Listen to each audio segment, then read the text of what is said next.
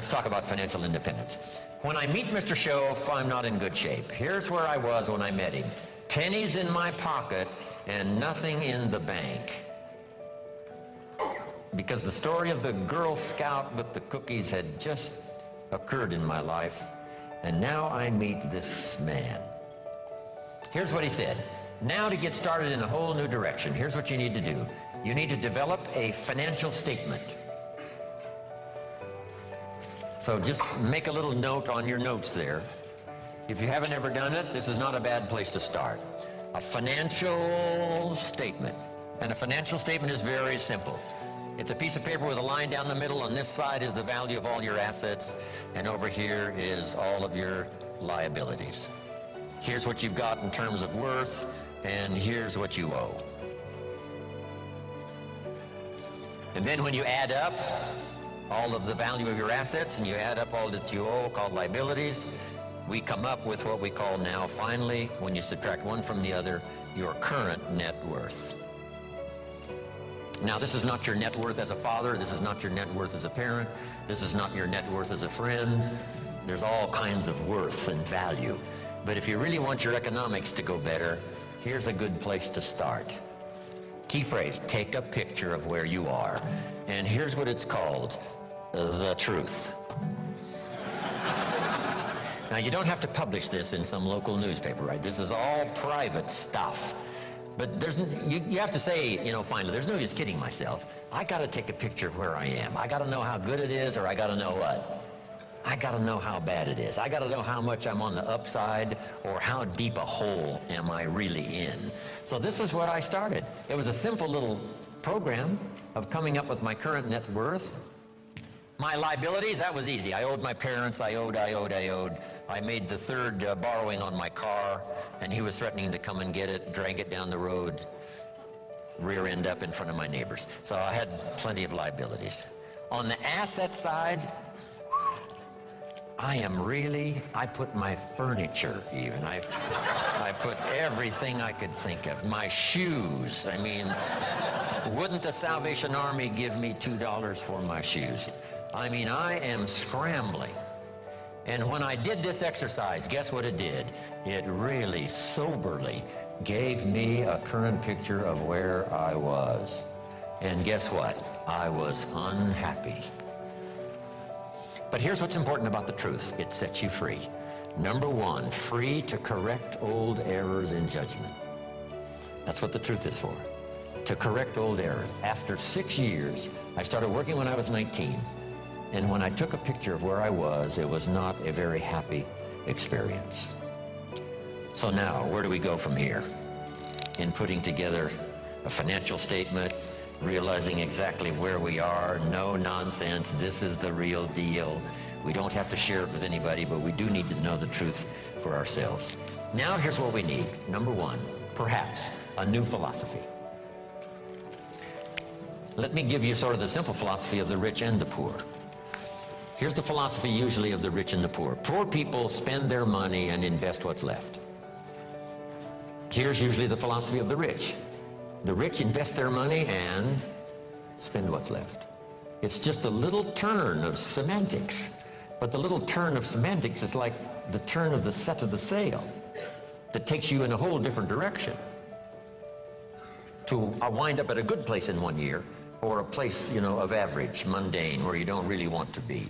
Just that little simple shift of philosophy. So here's the key.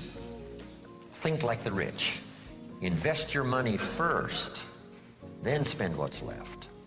Don't spend your money and invest what's left. When I gave this little class one time at a school class, the teacher said, you must not promise people that with a little bit of investment every month that they can, make their fortune, because people nowadays are overloaded. They're spending everything they make. Their standard of living is right up there. And I said, well, this is where it all begins. I said, could we think of someone, and this was a long time ago, of course, that makes $2,000 a month? She said, yes, no problem. We can probably find someone that makes $2,000 a month. What would this couple, this family tell you it takes to pay all the bills and just keep their head above water? And she said, well, $2,000. I said, could we possibly find somebody not far from here that makes $2,500 a month? right? Maybe even both working combined. $2,500 a month, $500 a month more. What would this family say it probably takes to pay all the bills and keep your head above water? What would they say? Right? $2,500. So I said to her, what happened to this $500? How did it disappear? Wisely invested over some reasonable period of time, the return is unbelievable. And she said, I never thought about that. So jot this down. The money is always there, either to spend or invest. The difference in what you do with it is based on philosophy, not economy. It isn't the state of America's economy that makes the difference. It's the difference in your philosophy. Right? That illustration? Here's a book on how to get rich. It costs $20. Somebody says, well, a poor person can't buy that book. I say, no, it's only 7 Coca-Colas. And you either spend the money on 7 Coca-Colas or a $20 book that teaches how to get rich. So jot this down. Everybody has the money. Even the poorest of the poor. The key is how to spend it. The key is what to spend it for. And how you spend it. First, how you earn it is determined by your philosophy. Second, now, how you spend it is determined also by your personal philosophy. So what would be a good philosophy to follow? And this is the little simple form I want to give you on financial independence, wealth for the future. It won't take long now to jot this down. It takes a little longer to go do it, but here it is. What to do with $1? If a child asks what to do with $1, here's my suggestion. Never spend more than 70 cents. Here's where the other 30 cents goes. 10 cents, 10% of your income for charity, church, whatever. Supporting worthy projects. Teaching children here to become generous. If kids understand generosity, they'll give you 10 cents out of every dollar that they earn. And this is a good place to start. It's easy to give 10 cents out of $1. A little more difficult to give 100,000 out of $1 million. You say, oh, if I had $1 million, I'd give 100,000. I'm not that sure. We better start you early, right? So that when the big money comes, it'll just be automatic. You won't even have to think about it, okay? All right, so 10 cents for charity and church. Here's the next 10 cents. Active capital. Try to make a profit. It's called buy and sell. I learned to do this starting at age 25. It's how I made my first fortune. Buying and selling. Like the little boy who buys a bottle of soap for $2 and sells it for $3. Active capital means you try to make the profit. Buy a piece of property and improve it and sell it. Active capital. Keep saving up this active capital until you've got some to work with to buy and sell. Make a profit. Now the third 10 cents is passive capital, which means let somebody else use this 10%. You put this to work and see if you can't make a profit. This is to let someone else use it. You are the passive partner in providing the money. They are the active partner in seeing if they can make a profit and pay you dividends and stock increase and whatever. Interest. And that little formula is a good place to start. Now, you might not really be able to start there. I call this the ideal. Maybe by the time you've heard this, you're in such bad financial shape that you have to go here, 97, 1, 1, and 1. That right now you're in a trap, you're caught, and it's going to take you a while to get out. So right now you got to spend 97% of your income, right, for your living and lifestyle, because, you know, you're caught, you're obligated, you know, there's no way out. And then the rest of these now are just 1, 1, and 1. The key is to start with something. Now, Mr. Schoaf gave me a comment. It has served me all these years. Here's the comment. It's not the amount that counts, it's the plan that counts. When I first met him, I said, if I had more money, I'd have a better plan. He said, no, if you had a better plan, you'd have more money. So if you have to, you start with 97, 1, 1, and 1. Then what do? Now comes the project.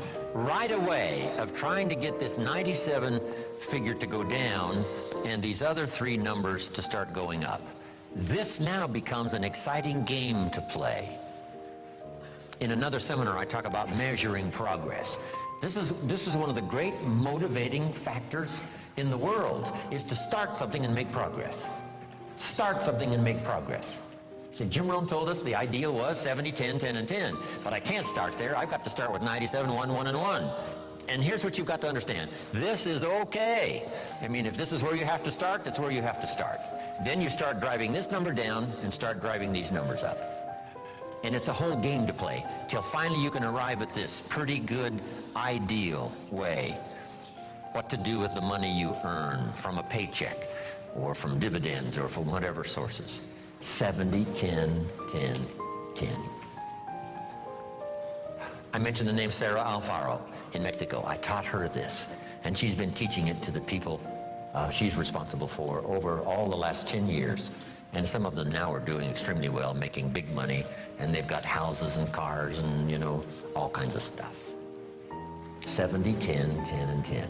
Now, when you start getting into the big money, these numbers have to change again. I probably don't spend more than 10% of my income.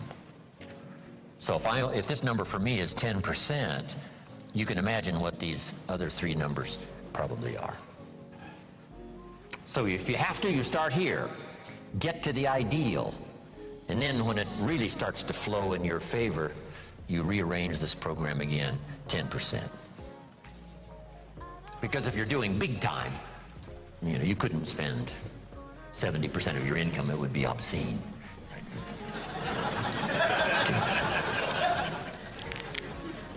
Here's the next one now.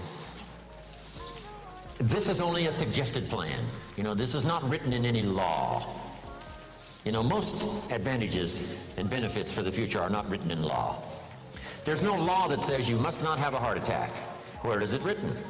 There is no law. That you must demand of yourself. There is no demand that you have a good financial plan that'll safely take care of your family for the future. There is no law. You could be careless and lose it all and finally have to be supported by the state. So there is no law that you must be responsible and have a good financial plan. You must demand it of yourself. So I'm asking you to make that note. It's what we demand of ourselves that counts. There's no law that says you must have a health plan that's going to make you extremely healthy for the next 10 years. There is no law. That you must demand of yourself. And those are the disciplines now that really start to count, the ones you demand of yourself.